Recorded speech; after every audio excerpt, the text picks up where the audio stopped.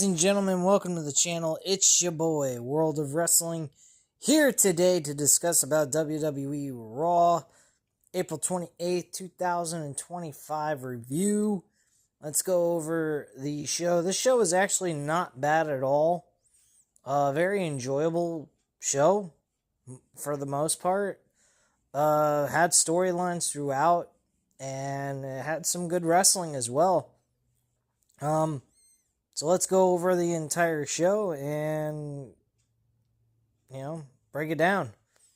So Seth Rollins, Bron Breakker, and Paul Heyman kickstart the show for Monday Night Raw and make their way to the ring. Rollins is clad in a wild robe with sunglasses featuring bejeweled eyes. The crowd happily sings Rollins' theme song. Rollins says, "Kansas City, welcome to Monday Night Rollins." He is a visionary. He is a revolutionary. He is Seth freaking Rollins. In case they didn't know and have been living under a rock, they are looking at the winner of the main event of WrestleMania. Rollins hands his sunglasses to Heyman. Rollins knows it's difficult out there for those who want to chant for CM Punk. The crowd boos, and some chant for CM Punk. Rollins also acknowledges it's painful for those who want to point their fingers in the air and chant for Roman Reigns. An OTC chant breaks out. What they are looking at this ring right now is the future of our industry. The future runs through one man. The man is not CM Punk, Roman Reigns, John Cena, Jey Uso, or Cody Rhodes. The future of this industry is with Paul Heyman, Bron Breakker at his sides, and runs through Seth Rollins. Sami Zayn comes out, and Rollins looks surprised. Zayn gets in the ring, and Rollins gets the crowd to cheer for him. Rollins welcomes Zayn back to Raw, and Rollins assumes Zayn caught WrestleMania, and Zayn says he saw the main event of WrestleMania. Rollins gets excited about that, and Zayn asks how long they've been friends. Rollins says it's been a long time, and Zayn says he feels the need as a friend and someone who has known him for a long time to tell him to his face that this is a load of crap. Rollins looks confused after the comment, and Rollins asks what he means. Zayn asks how much time Rollins has spent talking about Reigns and Punk. The one thing they have in common is standing over his shoulder, Paul Heyman. How is Rollins any different? Rollins asks if he's seriously comparing him to CM Punk and Roman Reigns. This is different. Zayn thought that Rollins had a deep hatred for CM Punk and sounded self-righteous about Roman Reigns, but now Zayn thinks Rollins was just jealous. Maybe he wanted to be in the position they were in. Rollins says he's not CM Punk or Roman Reigns. This is the vision for the future. They've talked for years about the future. Zayn says it must be coincidence that future revolves around Seth Rollins being front and center. Rollins says it's not a coincidence because he's the best man for the job. Zayn says it's not a coincidence, it's hypocritical. Rollins has spent all this time talking about the bloodline. Rollins says this is not the bloodline. Zayn asks how it's different because he's got his wise man and his little dog. If Breakker keeps looking at him like that, Zayn will kick his face in. He was getting upset about Bron Breakker's look at him, which they had a little bit of a rivalry last year over the IC title, which wasn't much. It's not like they truly they hate each other in any way, but it seems like they're forcing it because Zayn's going up against Rollins' vision and what could be the future for Bron Breakker, which would be bright for him to be around Rollins and Paul Heyman. Rollins says this is the vision for the future. Zayn is either with him or he becomes a target. That's not a threat. Rollins doesn't want Zayn to become a target. This is bigger than them. It doesn't matter if he hates Zayn as much as Reigns and Punk. It doesn't matter if he loves him the way he does. If Zayn stands in their way, he becomes a target. Rollins doesn't want that for Zayn. They can find a solution for this. Rollins tells the wise man to pull some strings and get Zayn moved off Monday Night Raw, and Rollins says it's not a threat. Zayn is clearly not going to buy into what they are selling, so maybe they can cash him out. This is not a threat, it's an offer. Zayn smiles crookedly at Rollins. Rollins tells Zayn to think about it. Rollins says they need an answer by the end of tonight. And Rollins and Heyman turn to leave, but Breakker stands staring at Zayn. Heyman comes back and pulls Breakker away. Now, some of the things that they could have stated in this promo and tweaked a little bit, like, for instance, Rollins could have said, it seems to me like we don't agree on what I'm trying to do, and it seems like you're going to do something about it, and honestly, I don't want to fight you. I don't want to, become enemies with you. I'd rather you go ahead and go to the other show where you have where we're not against each other, and I want to have Paul Heyman to pull some strings so that you can get something out of all of this, because clearly we don't see things eye to eye. On Zayn's end, I don't understand why he didn't say one thing. What is your vision? He keeps talking about his vision for the future and everything else. And if I would, if I was writing the script for Zayn's end of things in this promo, I would have had him say, so what is your vision, truthfully? So I can get an understanding where you're coming from, because all I see here is a total contradiction of everything you was talking about leading into WrestleMania. Like, what is your vision? What's your vision for the future? Like, what are you talking about? Because none of it makes any sense to me outside you're just Roman Reigns and CM Punk in one person. And your future is set where you're saying, I'm the guy, I'm the one that, has to have all the glory. Because that's the way it comes across to me from what I would have Zayn say.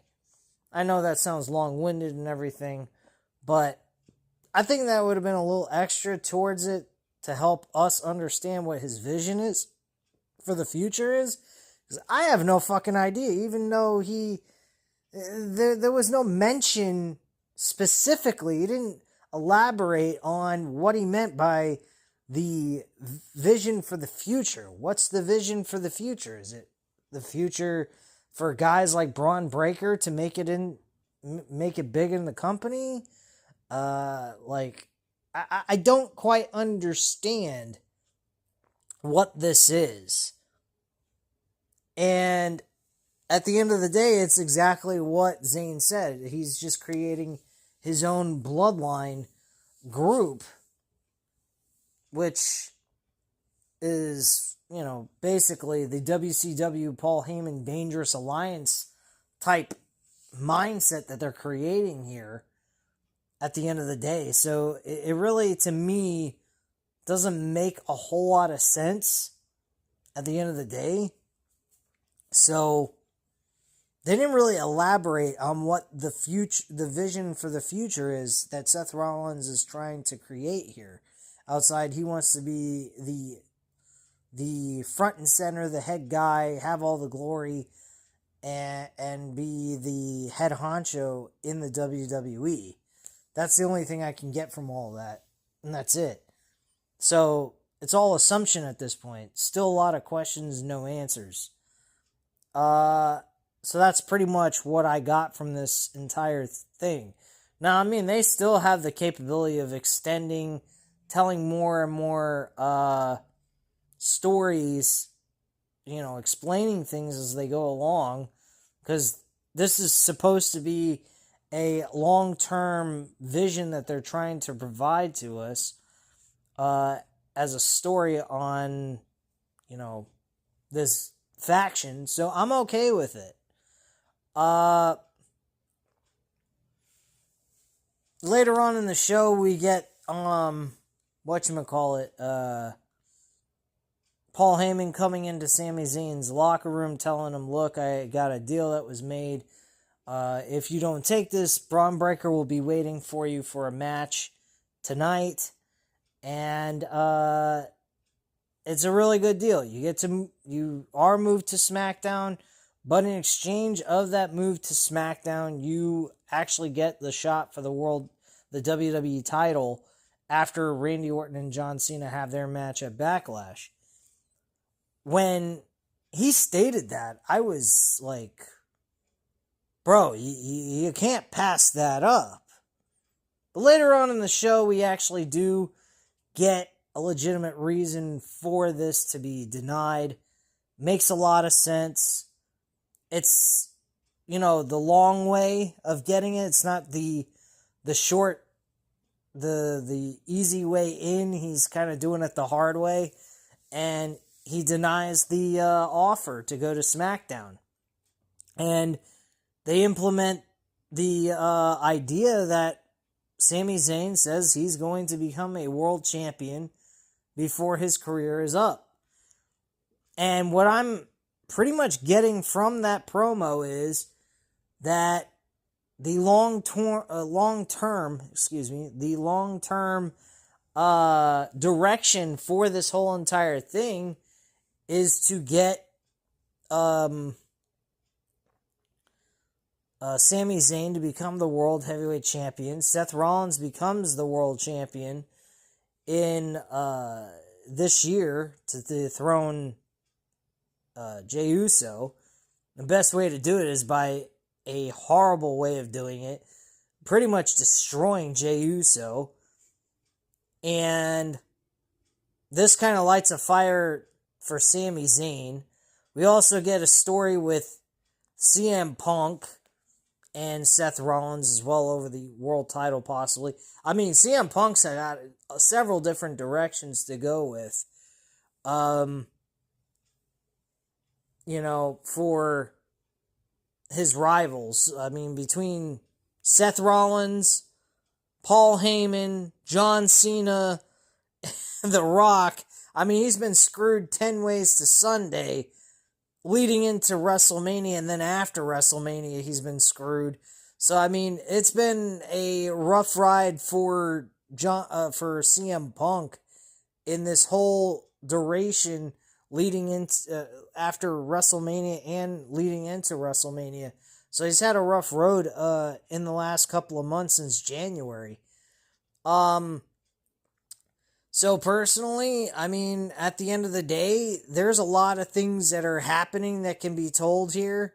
With Seth Rollins, Roman Reigns has specific beef with just Paul Heyman and Seth Rollins.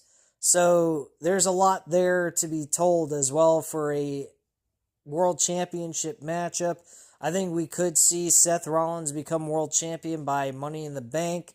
Then maybe see Seth Rollins defend his title the first time ever against Roman Reigns at SummerSlam. And, we could see CM Punk getting a shot at it.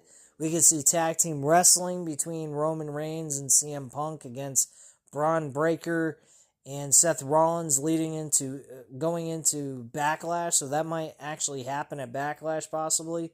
That's what I'm hoping. I'd keep Sami Zayn off the Backlash card, have him injured. Night of Champions, maybe have Seth Rollins defend the title against Sami Zayn. And Sami Zayn ends up taking an L.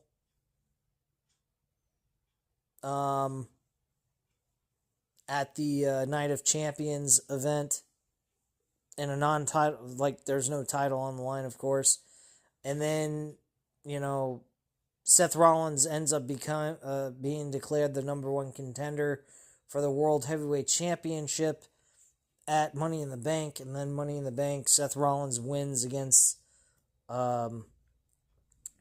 Jey Uso. Jey Uso, speaking of Jey Uso, he's actually got a championship contender. That is Logan Paul. I'm actually okay with this. I'm not a big fan of Logan Paul personally, but wrestling-wise, he's fucking awesome at what he does in the ring. So I'd say that would be perfectly fine to me. Good world championship matchup to kind of pad Jey Uso's title defense, because God knows he's not going to have that title for very long. I think his reign's going to last as long as like Sami Zayn's run with the IC title was, more than likely. So I think that's probably where they're going to go with that, the length of it anyway. Rhea Ripley went up against Roxanne Perez in the opener of the show for matchups-wise. And Rhea Ripley ends up winning by disqualification. They actually have Gawala, whatever her fucking name is pronounced. She actually interferes in the match, helps Roxanne Perez out without taking an L to Rhea Ripley at the end of the day. The match was actually good, despite the situation that occurred afterwards. Perez and Giella double team Rhea Ripley. Women's world champion Io Sky runs down for the save and uppercuts them both. Sky slings Guella's foot into Perez's face and hits Guella with a roll-up into a double stomp to the midsection. Perez quickly drops Sky onto the apron, but Sky knocks her back. Sky goes for a springboard maneuver, but Guella hits the ropes to trip her, and Guella Perez double-team Sky until Rhea Ripley chases them off. Next segment, we had the Judgment Day Clubhouse segment. Judgment Day is celebrating in their clubhouse. Finn Balor embraces the returning JD McDonough before pulling him aside. JD McDonough actually looks really good. He's in good shape. Looks like he got himself in tip-top shape here, leading to his recovery and return to the WWE. So he looks pretty good. Balor says he was surprised to see him return. McDonough says he told Dominic Mysterio, but apparently Dominic did not tell Balor about it. Balor says he wishes he would have told him. McDonough apologized. WWE, the Women's Tag Team Champion Liv Morgan, walks up and asks if everything's all good, and Balor says they're catching up. She asks why they're not preparing for their match. Balor's confused. McDonough says Morgan thought it would be a good idea if they went after the tag team titles. McDonough says he went to Nick Aldis and they have a match against the War Raiders tonight. Morgan says she thought it would be a good idea since Balor isn't a champion right now. Balor says he doesn't have a problem with this, but he wants to be kept in the loop. They walk off. Carlito says everyone will be a champion. Maybe he should be a champion. That'd be cool. Fucking Carlito, man. He's turned into a fucking goofball, like as if he was R-Truth or something. It's crazy. Yeah, everything's starting to fall apart for the Judgment Day with Finn Balor. Finn Balor is not really being looked upon as like a member. He's more of an outcast at this point. And he has not been given any kind of, acknowledgement in this group. Just pretty much just, there. And that's it. Not much of anything else. So, unfortunately,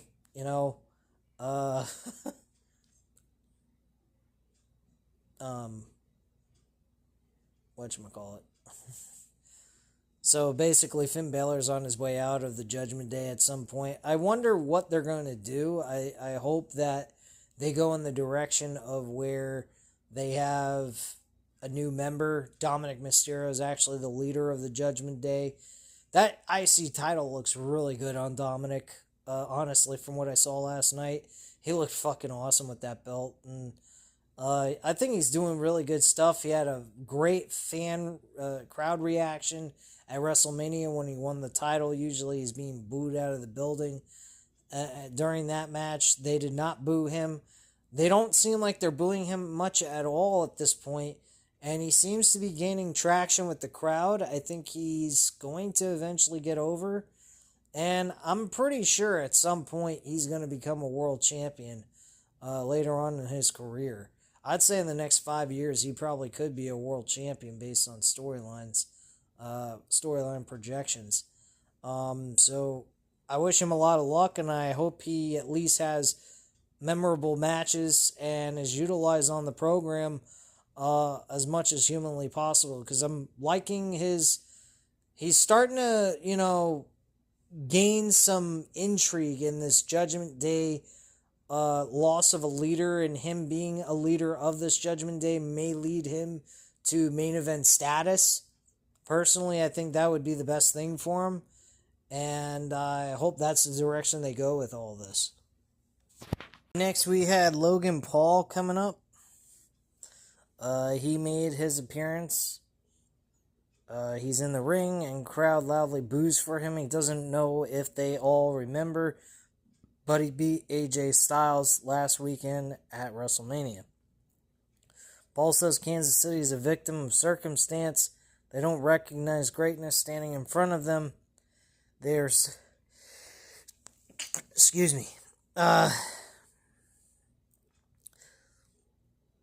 so stupid and don't know what a true legend looks like. Really, Kansas City has Patrick Mahomes. He's pretty much almost a legend. Guy has won a lot of Super Bowls. This may offend some people, but a true legend does not look like your World Heavyweight Champion Jey Uso. Paul had 7 days to think about it, and he realized that he had done everything there is to do in this industry except win the World Championship. Uso's days are numbered because he has something Paul wants. World Champion Jey Uso makes his way to the ring. Uso gives his sunglasses to a young man in the front row who defeated cancer, and Uso says he's going to silence Paul's noise. After 15 years of trying to get the world title, he's not going to hand it over to some punk-ass YouTuber. Uso watched Gunther beat his twin to a bloody pulp. It did something to him and lit a fire that isn't ever going out. This title is not given. It's earned, and it belongs to Uso. If he wants it, he can come take it. Yeet. And that's pretty much where that was. That pretty much ended with Jey Uso talking. Paul rolls his eyes and says Uso is yeeting himself stupid. He's done more in 4 years than Uso has done in 15. Paul is going to take the title from Uso. Uso will do what he does best, which is crash out, screw up, and lose the title in less time than he had his IC championship run. Paul tells Uso to enjoy it while he still can. Uso then flattens the Maverick with a super kick. Uso walks off shouting that Monday Night Raw belongs to him, and Paul comes to in the ring and sneers at Uso. Later on the show, actually, Logan Paul fucking punched him square in the jaw and shocked the hell out of me and startled the hell out of me. It actually scared me to fucking shit. And he's now he got even with Jey Uso later on in the night. So this is going to be a good match. I'm looking forward to Jey Uso, Logan Paul. I know it's not going to go anywhere special. It's just a one and done match. But I think work rate wise, it's going to be a very entertaining match overall. Next up, we had the War Raiders tag teaming against Finn Balor and JD McDonough from the Judgment Day. The Judgment Day end up losing this matchup. War Raiders end up picking up the pinfall and making JD McDonough take the L once again. Jeez, this guy can't even buy a break. Penta also got involved in this match. Why he got involved with the Judgment Day, I guess that has a lot to do with the IC title match that they had. But that's about all I can get from all that. Penta taunts Baylor and McDonough while standing on the commentary table. Meanwhile, the War Raiders shout at the New Day as they back up the aisleway. The New Day is not happy. Locker room segment with Sami Zayn is talking with Otis in the locker room when Paul Heyman walks in. I went over all this. They offer him the title shot after the Randy Orton gets his shot at John Cena, so the winner would face Sami Zayn in the next title defense. So that's the direction they were going with that. So I pretty much covered all that with you guys. Next up, we had Becky Lynch coming out, addressing the attack she made on Lyra Valkyria last week, and Becky Lynch heads to the ring. The crowd cheers her, but they're hold on. They cheer for her, but she explains that she was actually the one who attacked Bayley at WrestleMania weekend before the tag team title match was supposed to take place. And she explains that she was upset that she even wanted anything to do with Bayley in the first place. So she figured she'd kick her ass, take her place, and that was that. Lost my place, actually. Okay, so hold on. I apologize, guys. Fucking internet. My phone just went a-wire here. Alright, so the crowd cheers her, but there are some boos in there. Lynch says the man has come around to Kansas City. She is back in business, so let's get down to it. Lynch sarcastically says Bayley was tragically taken out of her WrestleMania match, but there won't be any murder mystery or week-long who did it type of thing going on. Lynch has found the culprit, and it was her all along. I did it. The crowd boos. Lynch yells at them not to act like she's the bad guy and to fake outrage. That woman has attacked her nonstop since 2019. Like anyone's going to remember that you were attacked by fucking Bayley throughout the year of 2019. Sure. Right. That one, not one time did Bayley apologize to her for that. Bayley forgets what this business is. While Bayley was begging for people to like her and wondering why she wasn't a bigger star, she got to see a bigger star when Lynch walked down the ramp at WrestleMania. That brings her to Lyra Valkyria. There's an old phrase that goes, the enemy of my enemy is my friend. The reverse also works because the friend of my enemy is my enemy. Valkyria wouldn't be in this business if it wasn't for her.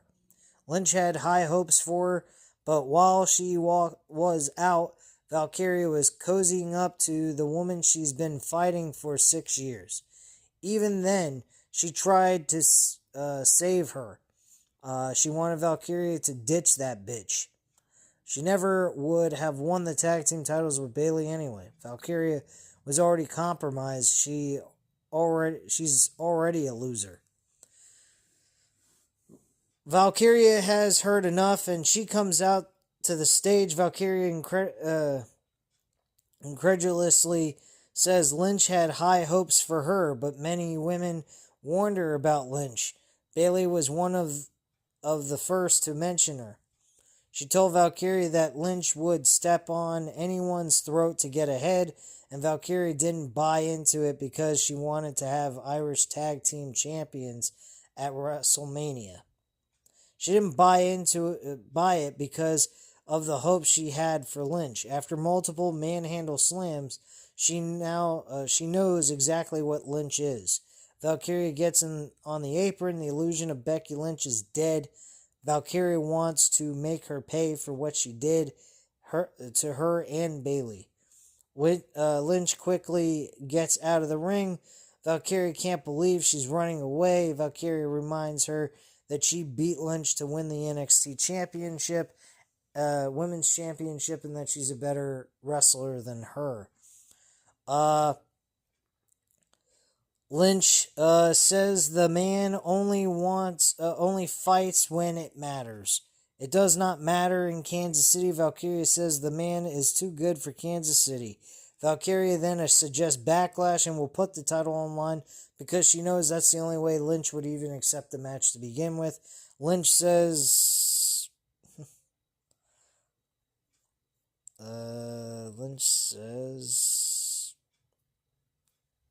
Okay, what the fuck just happened to my freaking... Give me 1 second, guys. This is fucking annoying. Apologize about the technical difficulties here. WrestleView.com apparently is having an issue here. For whatever dumb reason.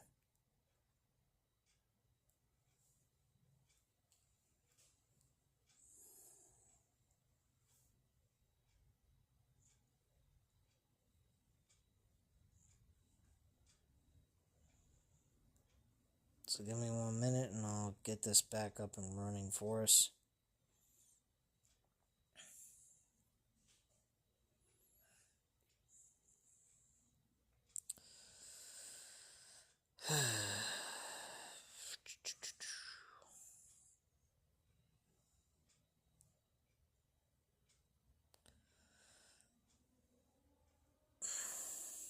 Alright, so Lynch says she'll make the title matter like she made Valkyria matter.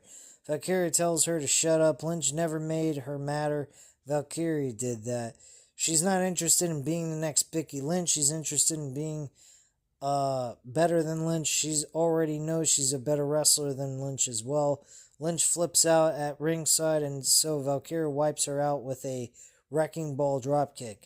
Valkyria attacks her at ringside and gets her into the ring, and Valkyria punches away at Lynch, but Lynch quickly escapes and runs through the crowd. Valkyria stands tall and gets a nice ovation. So, my attitude is real simple. Becky Lynch is going to win the IC title, without question. There's no doubt about it. She's going to fucking win the damn championship. In a good matchup, nonetheless. Valkyria poses on the stage with the title. Lynch blindsides her and warns her not to forget her. And attacks her from behind. Penta's backstage with Raw GM interim Nick Aldis. Aldis says he can't let Penta interfere in the matches, but he won't fine him. Aldis says he made a match for next week. Penta will battle JD McDonough. Penta is excited. Chad Gable walks up with Ivy Nile. Gable says he wants to talk to a luchador on the descent. Gable says Penta beat him in his first match, but look at him now. Penta losing at WrestleMania wasn't his favorite moment. It was when his useless brother, Rey Fenix, lost to El Grande Americano. And Penta kicks Gable down and shouts that he's messed with the Lucha Bros. This could lead to the Lucha Brothers becoming a tag team in the WWE. Do I like this? Sorta, but sorta not. I think it's a little too soon for that. And I think that would be a little bit rushed in my personal opinion. But it is what it is. Next, NXT Women's Champion Stephanie Valkyrie is walking backstage and getting a huge ovation. We get a video package of Rusev. Rusev says he had it all once upon a time. He had the gold, the fame, and a tank at WrestleMania. Then he lost himself. He left the WWE, fell into the abyss in Bulgaria. Yeah. AEW can be considered the abyss. They're pretty much doing nothing at this point in their existence. He found himself in the abyss and fixed himself in hell. He realized he won't fight for a woman that isn't his or a flag that never was. He had an epiphany. Rusev is free to crush people not because he is told to, but because he wants to. He will use his hands and jacked body for good. Rusev will hunt the flawed and arrogant and those who waste their talents just as he did. Through pain, he will perfect them all for good. He is the tempest rolling in. Rusev will hunt them and fix them just as he fixed himself. So basically, he is the Redeemer from AEW, transferred over to WWE with the Rusev name, without saying he's a Redeemer. All this other stuff. So at this point, there's not much to Rusev going on here. He is just the way he is, and that's all there is to it. I like that they're trying to keep the elements of the Redeemer, and that he's trying to be a conqueror in the WWE, but I don't see this gimmick going very far. I think he's going to be mid-card portion of things, or he may not even succeed at all.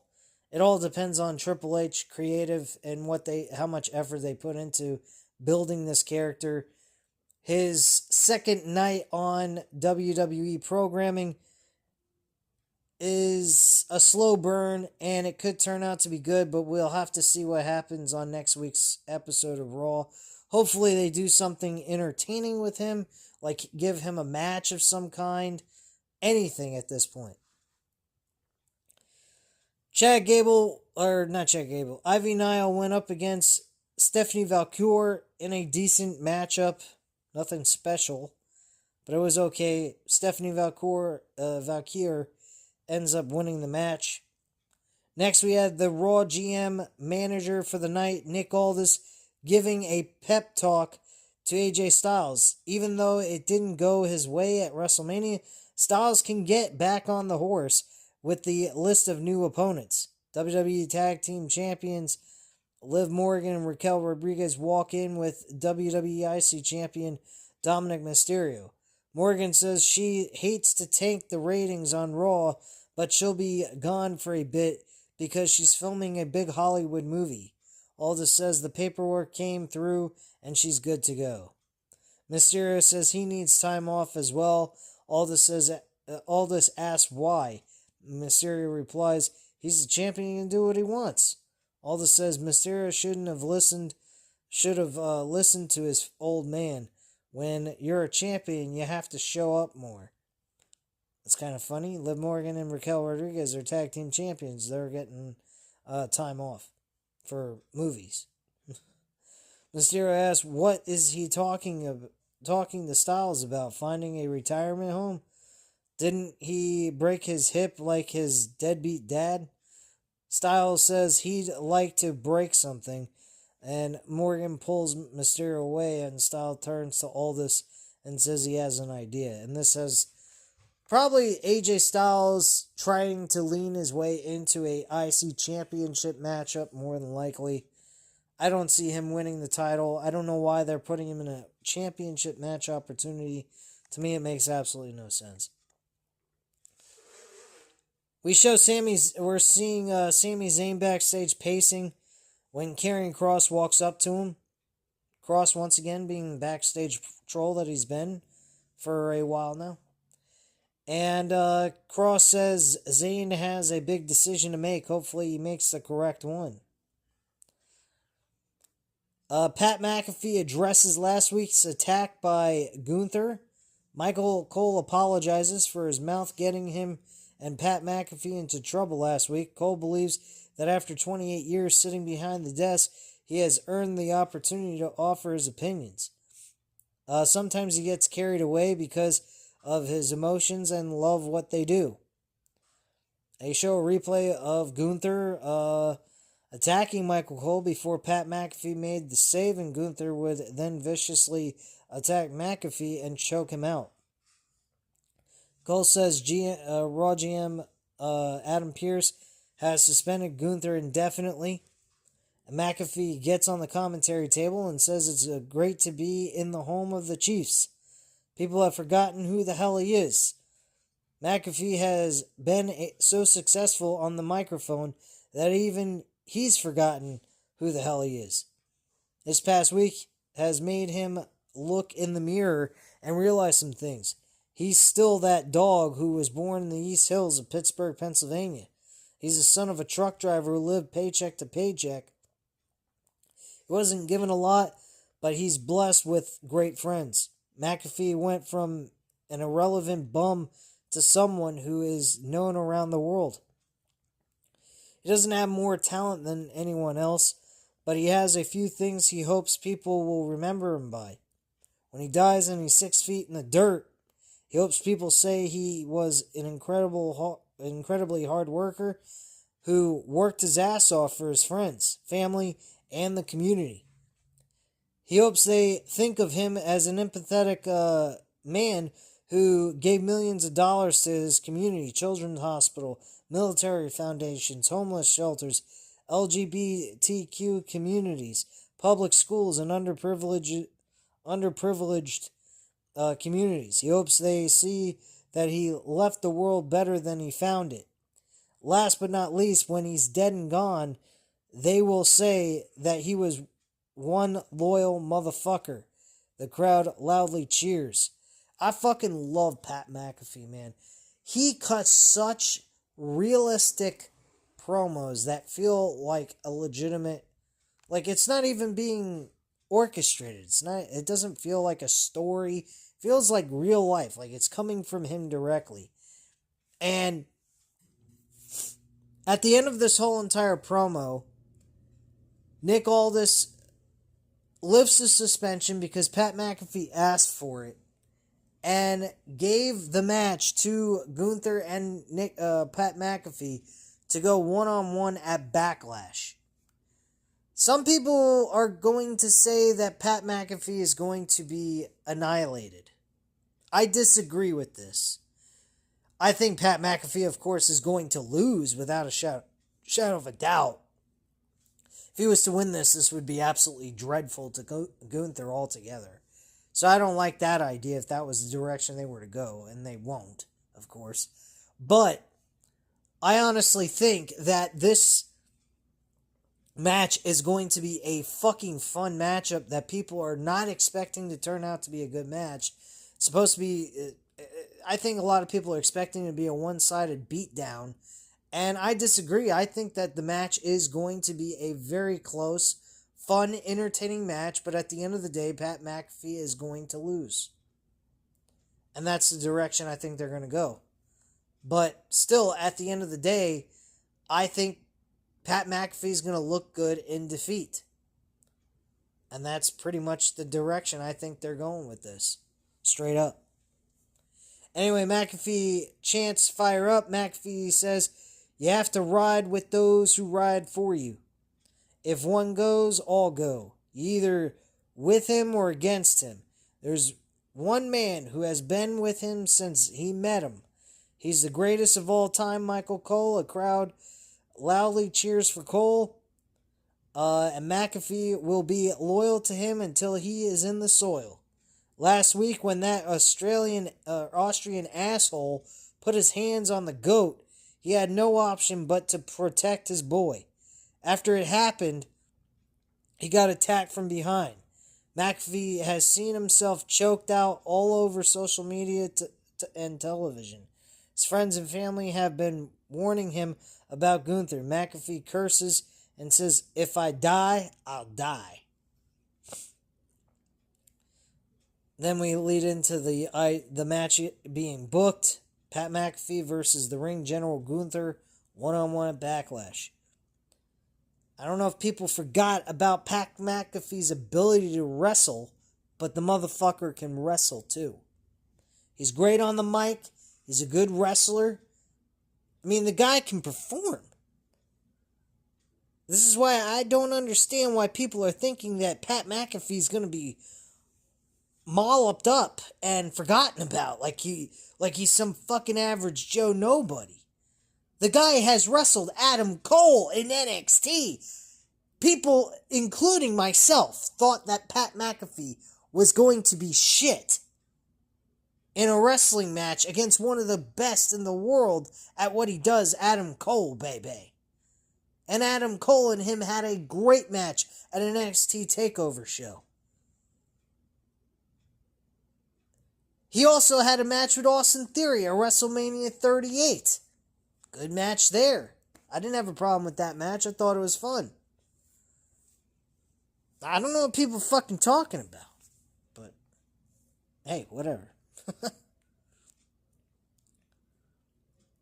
So Sami Zayn's deep in his thoughts backstage. When the world heavyweight champion Jey Uso comes up to him, Uso says he has a big decision to make.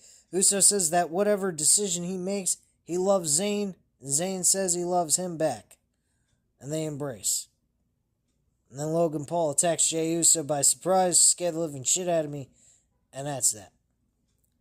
Next week we got Rusev versus Otis. Like that match. Thankfully that he's booked for that.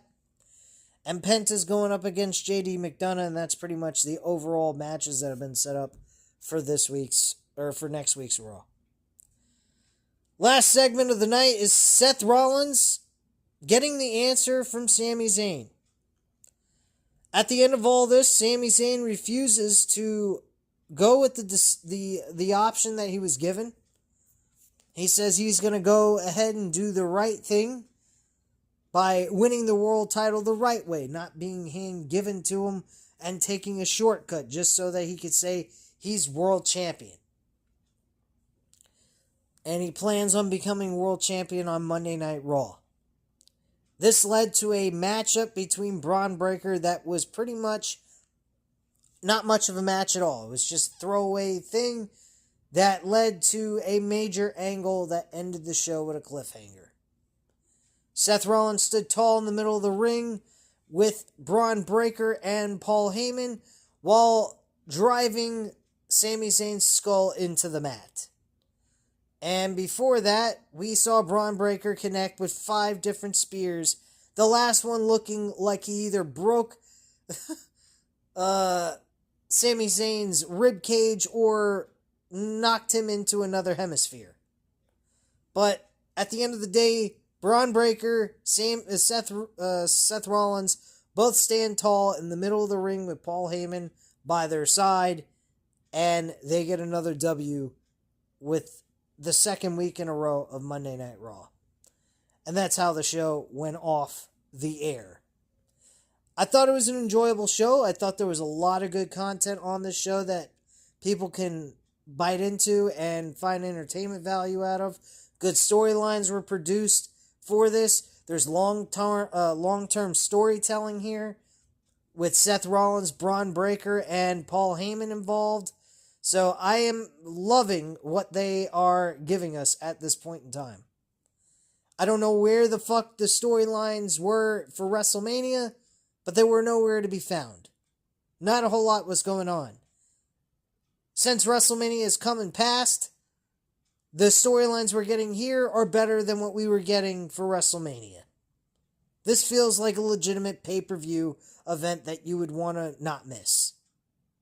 I think we're going to have a lot of fun watching this pay-per-view unfold, and I think we're going to be highly entertained by what we see at the end of the day.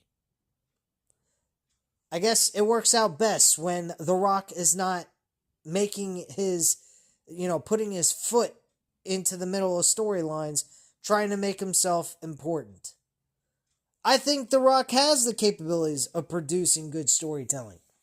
But after this past year's WrestleMania and what he did, he either better make a decision. Either let Triple H cook and do his thing, because you could clearly see that Triple H was lacking like hell when it came to creativity with the storylines going into WrestleMania. It seemed to me like he was pissed that The Rock did not want to continue on with the story that he was involved in. So I guess Triple H knew, Rock ain't going to be involved. This totally fucks up everything. I'll hit the reset button after WrestleMania, give the crowd some good matches to enjoy, and in the meantime, not bust my ass too much. We already got the tickets sold for WrestleMania, and we're succeeding with that, so let's just go with that and be done with it. I don't like that attitude. I think that's poor mentality of booking a show. I think that is garbage, and honestly, I think that Triple H and The Rock are both well capable of producing good shows for us to enjoy. They know what they're doing. It's just, are they going to put the effort into producing good television? That's the problem. And for The Rock, my answer to him is real simple. You want to be involved? That's fine. But if you get involved, you stay in it until it's finished. Or otherwise, stay gone. It's that simple. You don't mess with a storyline and then being the primary figure of that story to say, my job here is done. I don't need to be here anymore. That's stupid. That's just straight up ignoramus business management skills, in my personal opinion. I thought that was terrible. Poor excuse by The Rock last week of why he didn't show up.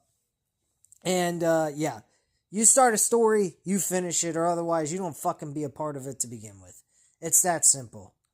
But anyway, guys, that's all I have to say at this time. You know what to do. Hit the like button if you enjoyed the video. Hit the subscribe button if you're not already subscribed to the channel. And leave a comment down below. I'll definitely get back to you on that. Thank you guys very much for watching. And have a great night, guys. Bye.